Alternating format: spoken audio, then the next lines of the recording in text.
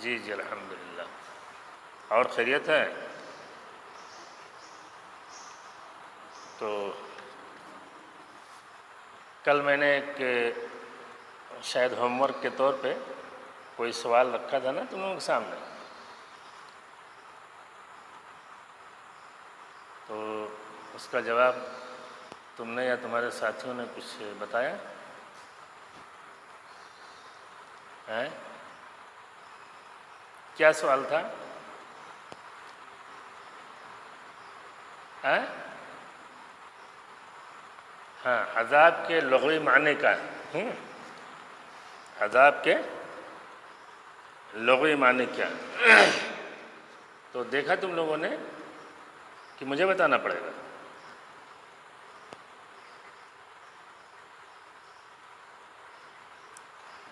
اچھا، ہاں تو بتاؤ. عذاب کے معنی ہے حبس. بسم اللہ الرحمن الرحیم. عذاب کے معنی ہے حبس اور منع کرنا، روکنا. عربی زبان میں کہتے ہیں عَذَبَهُ عَنْ كَذَا أَيْ أَحْبِسُهُ أَمْنَعُهُ.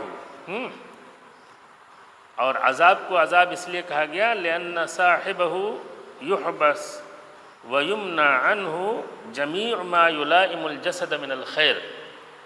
عذاب میں جب مبتلا ہوتا ہے اس سے ہر وہ چیز روک دی جاتی ہے جو اس کے جسم کو آرام پہنچانے والی ہو، ہے نا، اور اس پر وہ چیزیں مسلط کر دی جاتی ہیں جو اس کے برعکس ہیں، اس کی الٹی، یعنی اس کو تکلیف دینے والے ہیں. اور اسی سلسلے میں حضرت علی رضی اللہ تعالیٰ عنہ کا ایک بڑا دلچسپ اثر ہے کہ کسی فوج کو بھیجنے کے وقت کسی جنگ کے موقع پر انہوں نے اپنی فوج سے کہا کہ اعذبوا انفسکم عن ذکر النساء، امنعوا انفسکم عن ذکر النساء فإن ذلك یکسرکم عن الغزو. کہا اپنے فوجیوں سے کہا کہ دیکھو عورتوں کے تذکرے سے اپنے کو باز رکھو. یہ نہیں کہ مجلسوں میں تم نوجوان فوجی ہو عورتوں کا ذکر کرو. اگر ایسا کرو گے تو کیا ہوگا؟ اس ناطے کہ یہ چیز انسان سے بہادری چھین لیتی ہے، تو اللہ کی راہ میں جہاد سے تم قدم پیچھے ہٹا لو گے. تو حضرت علی رضی اللہ تعالیٰ عنہ نے کی جانب یہ منسوب ہے کہ کسی جنگ کے موقع پر انہوں نے جب فوج بھیجنے لگے تو ان کو یہ نصیحت کی تھی کہ دیکھو اعذبوا انفسکم عن ذکر النساء. چلو خیر، یہ تو ہوگی بات. اعوذ باللہ من الشیطان الرجیم. بسم اللہ الرحمن الرحیم. ومن الناس من يقول آمنا باللہ وبالیوم الآخر وما هم بمؤمنین. جی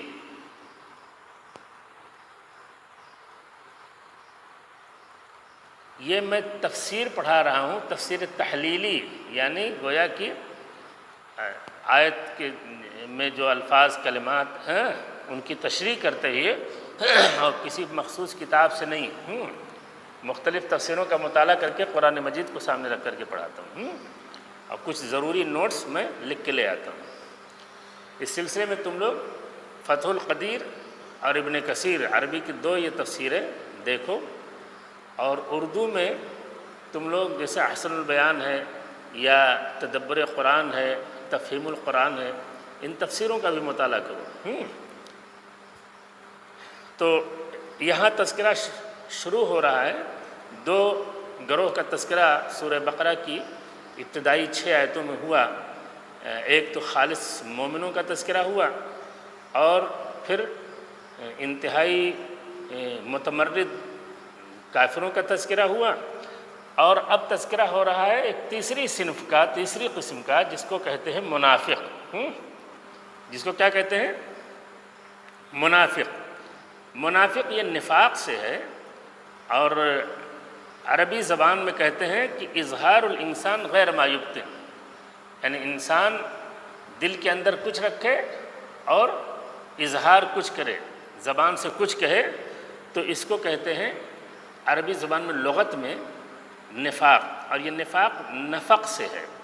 نفق کہتے ہیں اس سرنگ کو، اس سوراخ کو جو بعض جانور کھودتے ہیں زمین میں، جیسے خرگوش وغیرہ ہے، تو اس میں دو راستے بنا دیتے ہیں، یا دو سے زیادہ راستے بنا دیتے ہیں، تاکہ اگر ان پر کوئی جانور حملہ کرے تو وہ اس میں مثلا ایک راستے سے داخل ہوا کوئی جانور جو ان کو پکڑنے کے لیے، تو وہ دوسرے راستے سے نکل جائیں۔ اور منافق کو اس ناطے منافق کہا گیا، اس ناطے کہ وہ اپنے لیے دو راستے اور دو چہرے رکھتا ہے۔ تو ایک چہرہ جیسا ماحول ہوتا ہے اسی حساب سے اپنا چہرہ وہ پیش کرتا ہے۔ اگر مسلمانوں کا ماحول ہوتا ہے تو مسلمانوں کے درمیان مسلمان کے روپ میں اپنے کو پیش کرتا ہے، اور اگر وہ کافروں اور مشرکوں اور اسلام کے دشمنوں کے درمیان ہوتا ہے تو وہ ایک کافر اور مشرک کا چہرہ اس کے وہاں پیش کرتا ہے۔ اور نفاق کی دو قسمیں ہیں، ایک اعتقادی ہے اور ایک عملی ہے۔ ایک ہے کہ انسان واقعی عقیدے میں اس کے نفاق ہے، یعنی وہ دل کے اندر کفر، شرک، اسلام کی دشمنی یہ ہے، لیکن وہ اپنے دنیاوی فائدے اور دنیاوی مصالحے کے لیے وہ زبان سے اسلام کا کلمہ پڑھتا ہے اور اپنے کو باور کراتا ہے کہ میں مسلمان ہوں۔ تو اگر اس طرح کا کہ نفاق کا شکار انسان ہے تو وہ مخلد فی النار ہے، بلکہ یہ جہنم کی سب سے نچلی سطح اور بدترین عذاب سے یہ دو چار ہوں گے۔ قرآن مجید نے اس کو کلیئر کیا ہے کہ ایسے منافقین فی الدرک الاسفل من النار ہوں گے۔ اور جو عملی نفاق ہے، احادیث میں وعدہ خلافی کرنا، جھوٹ بولنا، امانت میں خیانت کرنا اور لڑائی جھگڑے میں گالی گلوچ بکنا، یہ تین چار بہت مشہور علامتیں یہ نفاق عملی کی بتائی گئی ہیں، اور یہ سب کبیرہ گناہوں میں سے ہیں، کبائر میں سے ہیں، اس سے بچنا چاہیے۔ منافقوں کا تذکرہ قرآن مجید کی مدنی صورتوں میں عموماً آیا ہے، اس ناطے کہ جی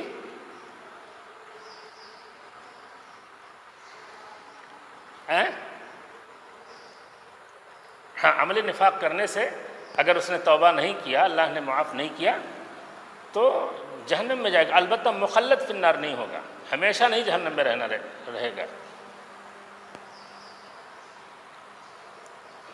نہیں، وہ نفاق عملی اس کو کہیں گے، منافق اس کو علی الاطلاق نہیں کہیں گے۔ ہاں، تو یہاں منافقین کے تذکرہ بہت تفصیل سے ہو رہا ہے، 4 آیتیں مومنین کے تعلق سے، 2 آیتیں کافروں کے تعلق سے، 6 آیتوں کی تفسیر ہو چکی، اور 14 آیتیں یعنی سورہ بقرہ کے دوسری رکوع کے اخیر تک، آیت نمبر 20 تک 14 آیتیں ان کا تعلق منافقین سے ہے۔ کہا وَمِنَ النَّاسِ مَن يَقُولُ آمَنَّا بِاللَّهِ وَبِالْيَوْمِ الْآخِرِ وَمَا هُمْ بِمُؤْمِنِينَ۔ کہا کہ کچھ لوگ ایسے بھی ہیں جو زبان سے تو دعویٰ کرتے ہیں کہ ہم اللہ پر ایمان لائے، آخرت پر، لیکن وہ مومن نہیں ہیں۔ قرآن نے ایسے اعتقادی نفاق میں مبتلا انسان کے ایمان کی نفی کر دیا کہ بھلے وہ زبان سے دعویٰ کرتے ہوں لیکن وہ مومن نہیں ہیں۔ اور ان کی جو صفات ہیں، ان کی جو خصوصیات ہیں، اس کا تذکرہ ہو رہا ہے۔ کہا یخادعون اللہ والذین آمنوا، یخادعون اللہ والذین آمنوا وما یخدعون الا انفسهم۔ کہا یہ یخادع یہ مخادعہ سے ہے، با مفاعلہ، جس میں مشارکہ پایا جاتا ہے، جس میں کیا پایا جاتا ہے؟ مشارکہ پایا جاتا ہے۔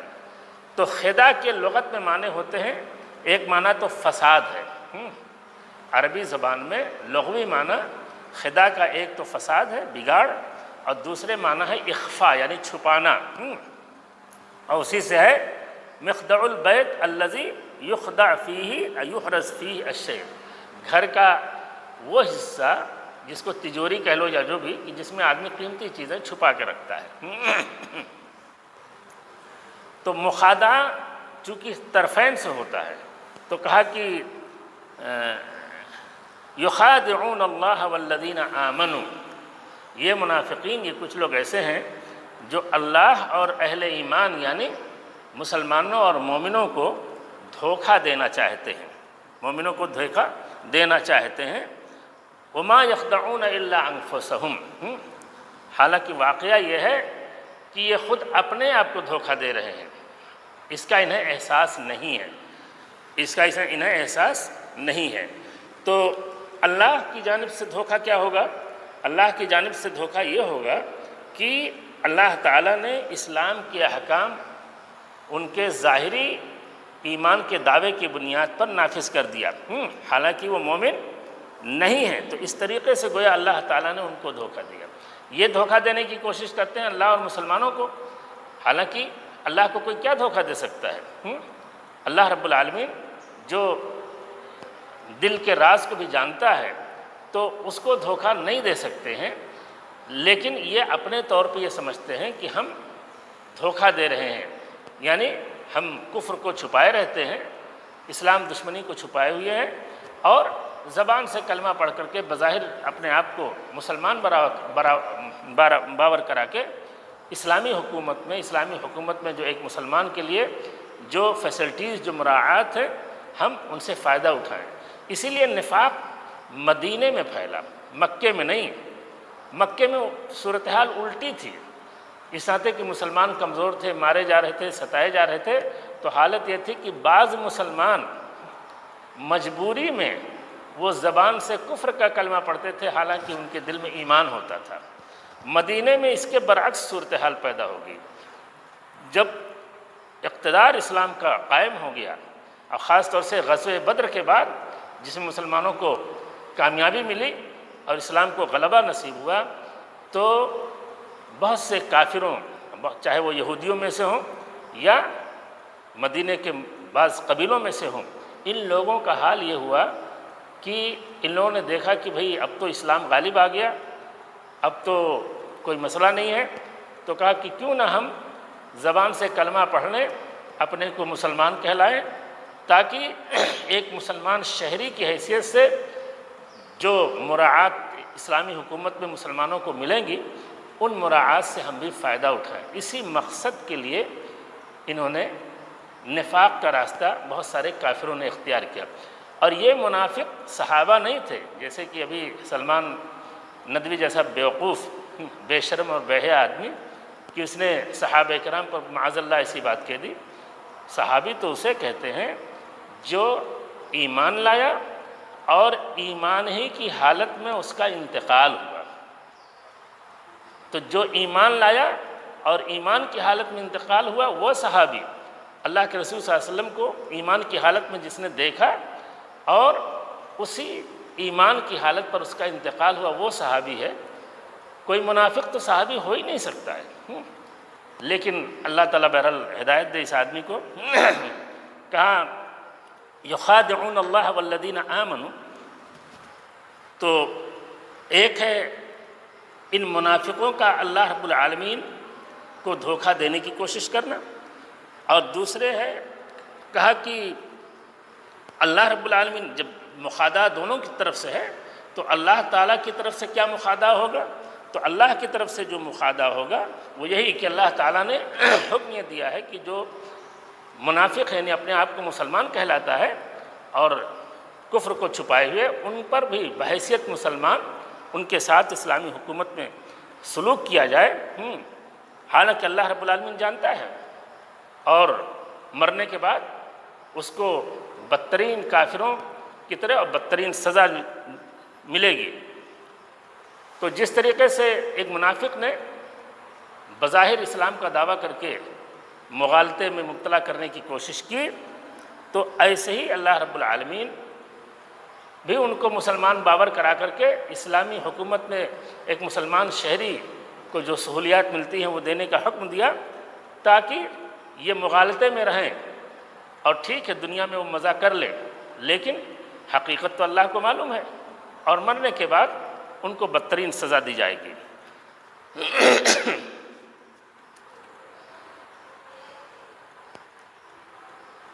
اچھا، مومن بھی جیسے وہ اللہ اور مومنوں کو دھوکہ دینے کی کوشش کرتے ہیں، تو اللہ نے کیا مخادع کیا وہ تو معلوم ہوگی بات۔ لیکن اور مومنوں کی جانب سے منافقوں کو کیا دھوکہ ملے گا؟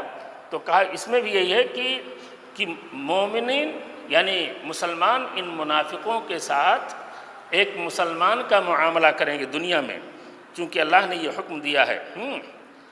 اگرچہ مسلمان جانتے ہوں بعض منافقین کے بارے میں کہ یہ منافق ہے، جیسے حضرت حذیفہ کی حدیث میں تقریباً 13-14 منافقوں کے سلسلے میں کلیئر نام کے ساتھ اللہ کے رسول صلی اللہ علیہ وسلم نے بتا دیا تھا کہ یہ منافق ہیں، اور ان کا سردار عبداللہ بن ابی تھا۔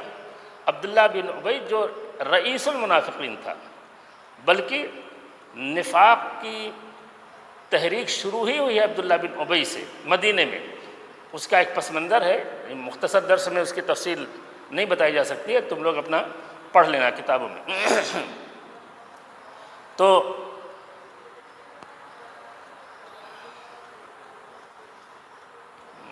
عبداللہ ابن مسعود اور دیگر لوگوں نے نفاق میں کیا، اور عبداللہ ابن مسعود کی نماز جنازہ بھی اللہ کے رسول صلی اللہ علیہ وسلم نے پڑھائی۔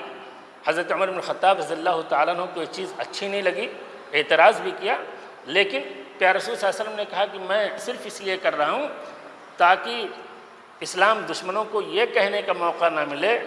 اللہ کے رسول جانتے تھے، اللہ وحی کے ذریعے سے پتہ چل گیا تھا بعض منافقین کے سلسلے میں کہ یہ اسلام کا دعویٰ کر رہے ہیں لیکن یہ ہیں منافق، یہ کافر ہیں اصلاً، اور اسلام کی جڑوں کو کھوکھلا کرنا چاہتے ہیں، لیکن مصلحتاً اللہ کے رسول صلی اللہ علیہ وسلم نے ان کے ساتھ وہ سلوک نہیں کیا جو ایک کھلے دشمن کے ساتھ کرتے ہیں، تاکہ اسلام دشمنوں کو یہ پروپیگنڈا کرنے کا موقع نہ ملے کہ یہ دیکھو یہ کیسا نبوت کا دعوے دار ہے، یہ اپنے ساتھیوں کو اور اپنے اس پر ایمان لانے والوں کو بھی یہ قتل کرتا اور کراتا ہے۔ تو اس پروپیگنڈے سے اسلامی دعوت کو اس دور میں بچانے کے لیے رسول اکرم صلی اللہ علیہ وسلم نے عبداللہ بن ابی کے ساتھ وہ سلوک نہیں کیا جو سلوک بظاہر کیا جانا چاہیے۔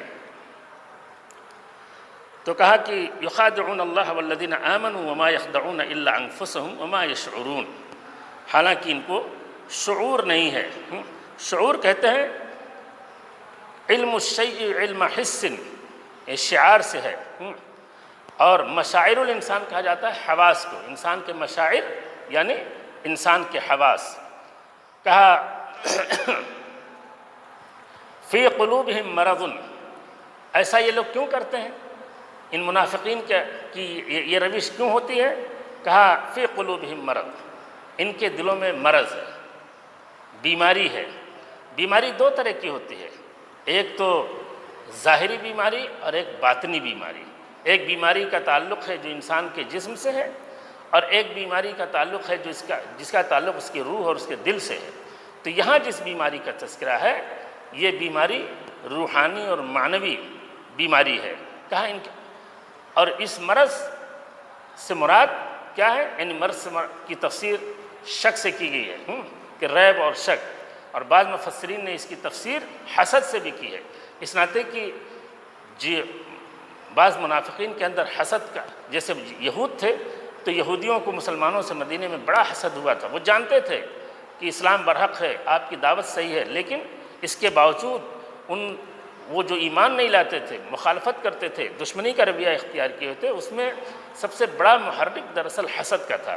تو کہا فی قلوبہم مرض، ان کے دلوں میں مرض ہے، اور فزادہم اللہ مرضا، اللہ تعالیٰ نے ان کے مرض میں اضافہ کر دیا، ان کے مرض میں اضافہ کر دیا۔ اب مرض کہتے ہیں کل ما یخرج به الانسان عن حد الصحة من علت او نفاق او تقصیر فی امر اللہ، انسان تندرستی کے دائرے سے نکل جائے، چاہے جسم بیمار ہو یا روح بیمار ہو۔ جسم اگر تندرست نہیں رہ گیا، تندرستی کے دائرے سے نکل گیا، تو جسم کو کہا جائے گا کہ اس کو مرض لاحق ہو گیا۔ اگر روح اور دل بھی صحت اور تندرستی کے دائرے سے نکل جائے تو کہا جائے گا کہ اس کو مرض لاحق ہو گیا، بیماری لاحق ہو گئی۔ تو دل کی بیماری کیا ہے؟ کفر ہے، شرک ہے، یہ سب دل کی بیماریاں ہیں۔ ان بیماریوں سے، شہوات ہیں، ان بیماریوں سے دل کو محفوظ رکھنے کی ضرورت ہے۔ کافی قلوبہم مرض، ان کے دلوں میں مرض ہے، بیماری ہے، اور فزادہم اللہ مرضا، تو اللہ رب العالمین نے ان کی اس بیماری کو بڑھا دیا، ان کی اس بیماری کو بڑھا دیا۔ فزادہم اللہ مرضا، اے رجسا، مرض یہاں جو ہے رجس یعنی جو گندگی ہے، اور قرآن مجید میں ایک دوسری جگہ ہے کہ وَأَمَّا الَّذِينَ فِي قُلُوبِهِم مَرَضٌ فَزَادَتْهُمْ رِجْسًا إِلَىٰ رِجْسِهِمْ أَيْ شَرًّا إِلَىٰ شَرِّهِمْ وَضَلَالَةً إِلَىٰ ضَلَالِهِمْ۔ تو اللہ رب العالمین ان کے گویا کہ اس مرض کو اضافہ کر دیتا ہے۔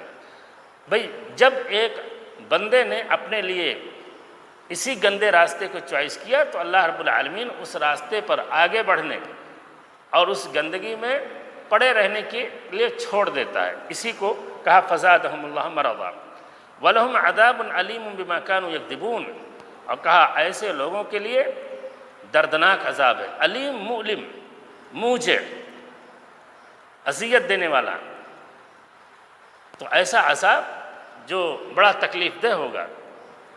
اور کیوں؟ بِمَا كَانُوا يَكْذِبُونَ، اس ناطے کہ یہ جھوٹ بولتے ہیں، زبان سے ایمان اور اسلام کی بات کرتے ہیں اور دل میں یہ کفر اور شرک چھپائے ہوئے ہیں، تو چونکہ یہ جھوٹ بولتے ہیں اس ناطے ان کے لیے دردناک عذاب ہے۔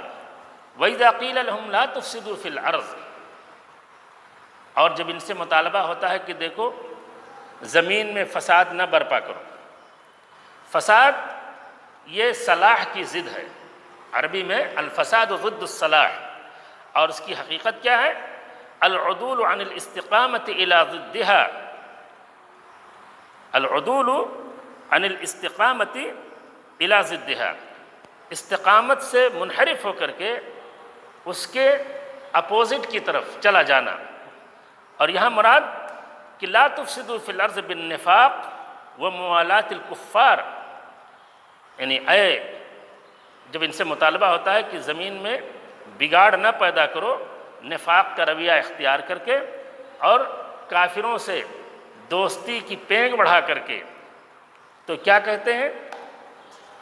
اس ناطے کہ کافروں اور اسلام دشمنوں کے ساتھ اگر کوئی آدمی ساز باز کرتا ہے، کوئی مسلمان ہو کر کے یا مسلمان ہونے کا دعویٰ کر کے اگر اسلام دشمنوں کے ساتھ دوستی کی پینگ بڑھاتا ہے تو یہ موجب فساد ہے۔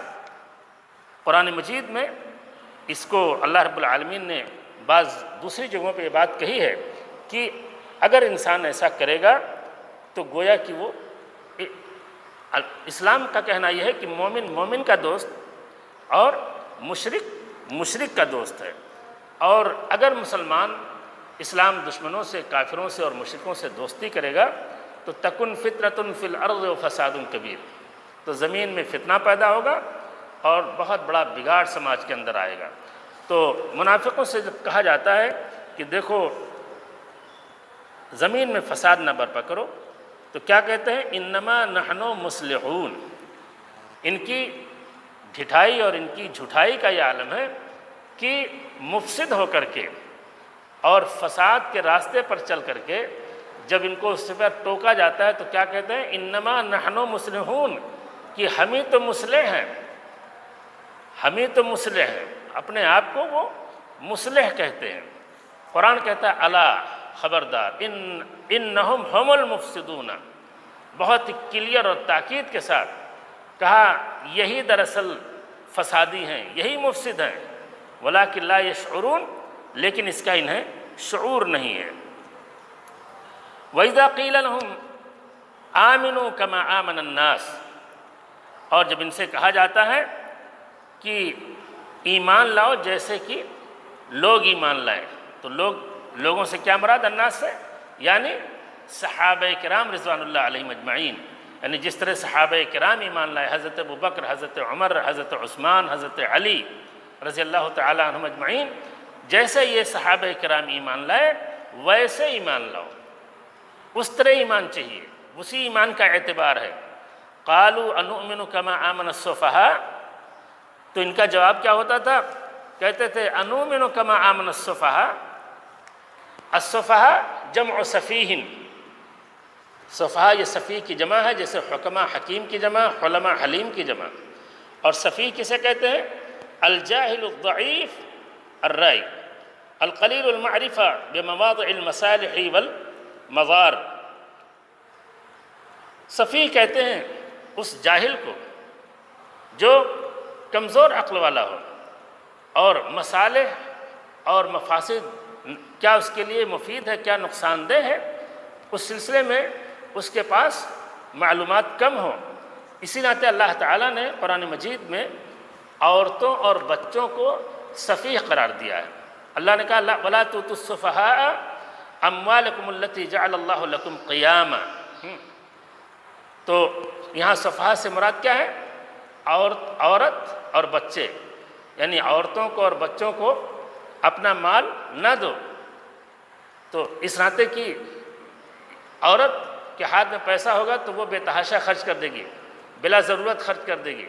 ایسی چھوٹے بچے کو آپ نے پیسہ دیا تو اس کو نہیں پتہ ہے کہ اس پیسے کا ہم کہاں استعمال کریں، کہاں جائز استعمال ہے کہاں ناجائز استعمال۔ تو یہ ہے سفہاء کے معنی۔ کہا الا انہم ہم السفہاء انؤمن کما آمن السفہاء۔ تو یہ ان منافقین کا جواب یہ ہوتا تھا کیا ہم ان بیوقوفوں کی طرح، یعنی وہ کہتے تھے یہ صحابہ کرام بیوقوف ہیں۔ قرآن نے مطالبہ کیا کہ صحابہ کرام کے ایمان جیسا ایمان لاؤ، منافقوں سے کہا گیا۔ اسی سے پتہ چلتا ہے کہ جی ٹائم ختم ہو گیا، اچھا ٹھیک، بس 1 منٹ۔ کہا الا انہم ہم السفہاء ولکن لا یعلمون۔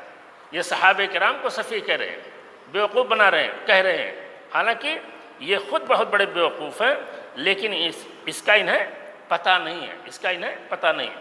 اس آیت سے پتہ چلا کہ صحابہ کرام کا ایمان یہ کسوٹی ہے، معیار ہے آنے والے دنیا کے لیے، کہ اگر اسلام کی راہ ایمان کے راستے پر چلنا ہے تو اعتبار کس ایمان کا ہے؟ مثال دی گئی صحابہ کرام کے ایمان کی، کہ اگر صحابہ کرام کی طرح ایمان لاؤ گے تب تو تمہارے ایمان کا اعتبار ہے، لیکن اگر اس راستے پہ نہیں چلو گے، ویسا ایمان نہیں ہوگا، تو ایسی صورت میں اس ایمان کا اعتبار نہیں ہے۔